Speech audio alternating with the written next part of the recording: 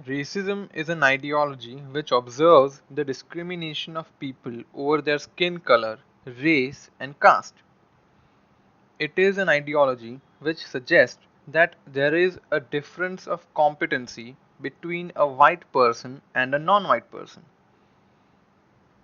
But of course, everything has a beginning, and the whole ideology of racism must have started somewhere along the time. In his book Sapiens: A Brief History of Humankind, historian Yuval Harari gives a very convincing argument of what could have been the reason.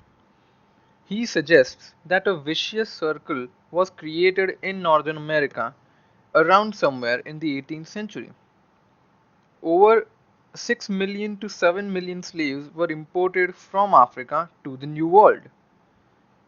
But why from Africa and not from Europe?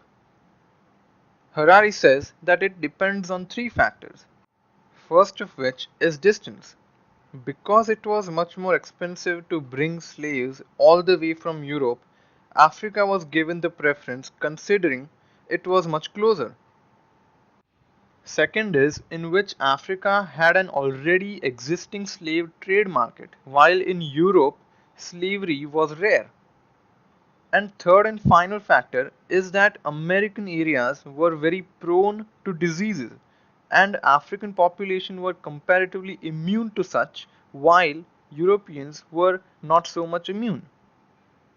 Hence, the circle began as the Africans now were preferred ones for committing of the sin of slavery.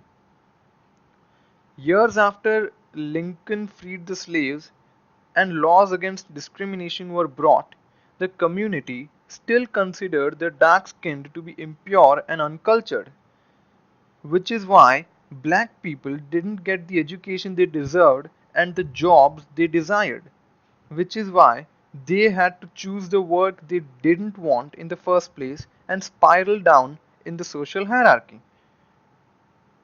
It got even worse when Jim Crow laws were announced for a separation of skin in the society.